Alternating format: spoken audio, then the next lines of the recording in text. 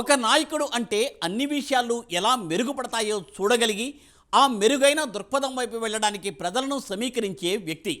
ప్రజలకు మొదటి స్థానం ఇస్తూనే వారి భవిష్యత్ కలలు నిజం చేసే దిశగా పనిచేయడమే ఆ నాయకుడి లక్షణం. ప్రజలను ప్రేరేపించగలిగితే సరిపోదు, ఆ ప్రేరణను భవిష్యత్ తరాల వారికి వారసత్వంగా ఇవ్వగలగాలి. నాయకుడు నిరంతరం సానుభూతిని కలిగి ఉండాలి. సమాజం కోరుకున్న సంస్కరణలు విజయవంతం కావడానికి వ్యక్తులతో అనుసంధానం కావాలి. నాయకుడు ఒకే నేపథ్యం నుండి రావాల్సిన అవసరం లేదు. భవిష్యత్ నాయకులు వాస్తవానికి మరింత వైవిధ్యంగా ఉంటారు, కానీ విభిన్న దృక్కోణాలను చూడగలరు. అయితే ఇటువంటి లక్షణాలు ఉన్న నాయకులు ఉన్న సమాజం, ప్రాంతం, రాష్ట్రం, దేశం ఏదైనా మంచి ప్రపంచాన్నిస్తుంది. తన అనుచరులకు పెద్ద కలలు కనేలా, తమలో తాము మెరుగైన సంస్కరణవాదులుగా మారేలా చేసి అందరికీ ఆదర్శప్రాయమైన నాయకుడుగా నిలుస్తూ అధికారం కోసం వెంబడపడకుండా సమాజ అభివృద్ధి సంక్షేమమే కాంక్షగా కాకినాడ జిల్లాలో 4 దశాబ్దాల నుండి జనం మెచ్చిన నాయకుడు, జనంతో కలిసి నిత్యం నడిచే నాయకుడు ప్రసంగి ఆదినారాయణపై ప్రత్యేక కథనం.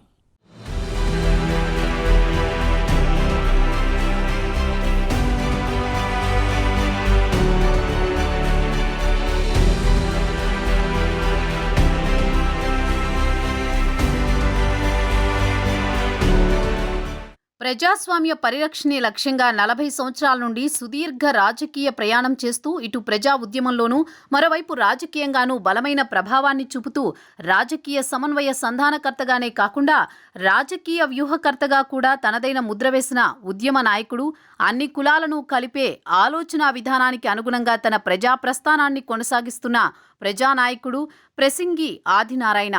ప్రజాస్వామ్య పరిరక్షణ ఐక్యవేదిక ఉద్యమంలో భాగంగా భారత రాజ్యాంగంపై కనీస అవగాహన, సమాచార హక్కు చట్టం 2005 వినియోగం, గ్రామ సభల సక్రమ నిర్వహణపై పౌరులకు రాష్ట్ర వ్యాప్తంగా అవగాహన సదస్సులు, అధ్యయన శిక్షణా తరగతులు నిర్వహిస్తూ దశాబ్ద కాలంగా ఉమ్మడి తూర్పుగోదావరి జిల్లాలో తన వంతు కృషి చేస్తున్నారు ప్రసంగి ఆదినారాయణ.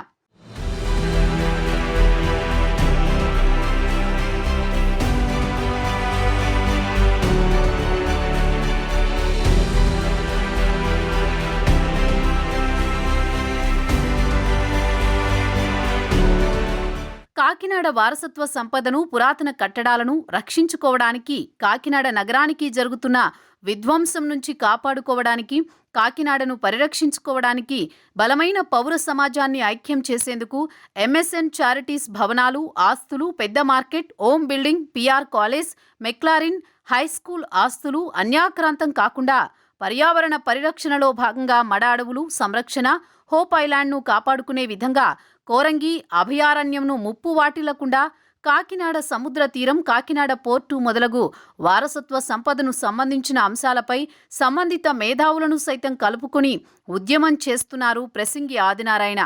ఉన్నత విద్యను అభ్యసించి మత్స్యకారులు, బీసీల అభ్యున్నతికి అనేక ఉద్యమ కార్యక్రమాలు చేస్తూ పలు సమస్యల పరిష్కారానికి ప్రభుత్వ ఉత్తర్వులు వచ్చే విధంగా కృషి చేశారు.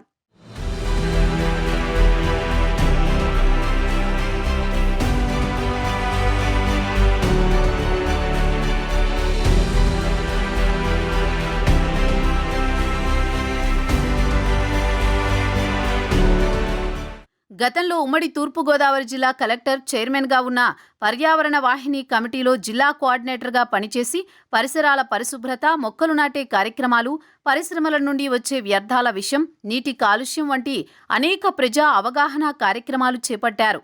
రాజకీయంగా మాజీ మంత్రివర్యులు స్వర్గీయ మల్లాడి స్వామి గెలుపుకు కాకినాడ మాజీ శాసనసభ్యులు వనమాడి కొండబాబు రాజకీయ రంగ ప్రవేశం నుండి శాసనసభ్యులుగా గెలుపొందడానికి ప్రధాన పాత్ర పోషించారు. ఉమ్మడి తూర్పుగోదావరి జిల్లా తెలుగుదేశం పార్టీ ఉపాధ్యక్షులుగా, జిల్లా తెలుగుదేశం పార్టీ బీసీసీఎల్ అధ్యక్షులుగా అనేక కార్యక్రమాలు చేసి అప్పటి ముఖ్యమంత్రి, తెలుగుదేశం పార్టీ అధ్యక్షులు నారా చంద్రబాబు నాయుడు మన్ననలు పొందిన వారిలో ప్రసంగి ఆదినారాయణ ప్రథముడు.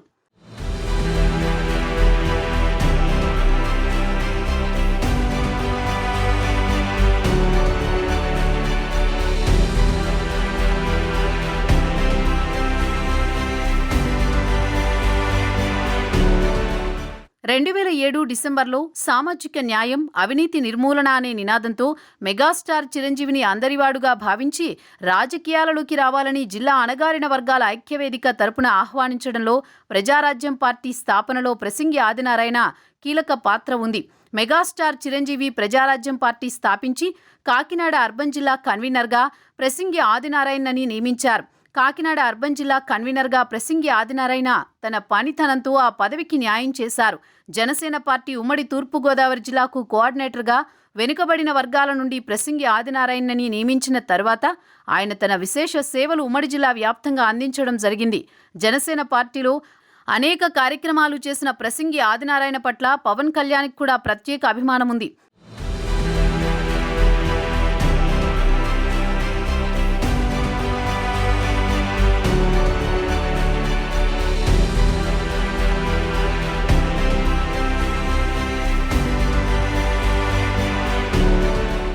అదేవిధంగా మెగా కుటుంబానికి ప్రసింగి ఆదినారాయణకు అవినాభావ సంబంధం ఉంది. వెనుకబడిన వర్గాల మత్స్యకార సామాజిక వర్గం నుండి జనసేన పార్టీలోకి వచ్చిన మొట్టమొదటి వ్యక్తి ప్రసింగి ఆదినారాయణ. రాష్ట్ర వ్యాప్తంగా మత్స్యకారులను, బీసీలను జనసేన పార్టీలోకి తీసుకుని వచ్చి పార్టీ బలోపేతానికి నిరంతరం కష్టపడి పనిచేస్తున్న జనం మెచ్చిన నాయకుడు ప్రసింగి ఆదినారాయణ. మాజీ మంత్రివర్యులు మల్లాడి స్వామి ఆశీస్సులతో 1988 సంవత్సరంలో మత్స్యకారుల సంక్షేమ సంఘం స్థాపించి నిరక్షరాస్యత నిర్మూలన, కుటుంబ నియంత్రణ కార్యక్రమాలతో పాటు నూతన వేట విధానం కోసం ప్రభుత్వం ద్వారా అనేక కార్యక్రమాలు చేపట్టి అందరి మన్ననలు పొందిన వ్యక్తి. మత్స్యకారుల సంక్షేమం కోసం కాకినాడ డైరీ ఫార్మ్ సెంటర్లో కళ్యాణ మండపం, కమ్యూనిటీ హాల్ నిర్మాణానికి 2000 చదరపు అడుగుల స్థలానికి మత్స్యకారుల సంక్షేమ సంఘం ద్వారా ప్రభుత్వ ఉత్తర్వులు తీసుకువచ్చారు.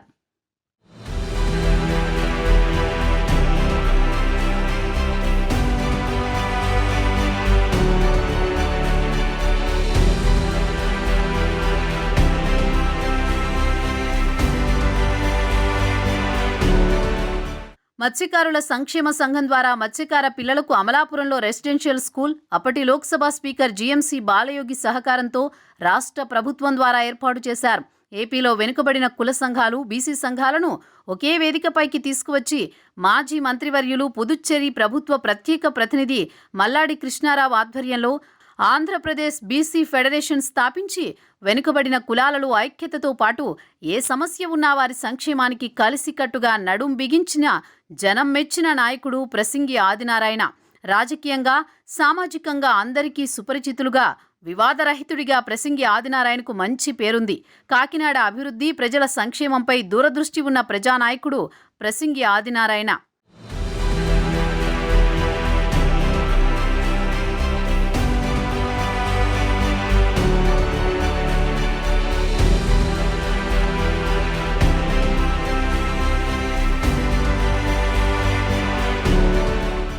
ఉమ్మడి తూర్పుగోదావరి జిల్లా ముఖ్య కేంద్రం కాకినాడ సిటీకి కో కెనడాగా మంచి పేరు ఉంది.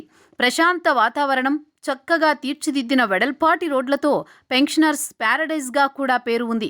భూకబ్జాలు, అధికార బలంతో ప్రకృతి వనరులను దోచుకొని రౌడీయిజం చేస్తున్న ప్రస్తుత రాజకీయ వికృత క్రీడల నుండి కాకినాడ ప్రజలు మార్పు కోరుకుంటున్నారు.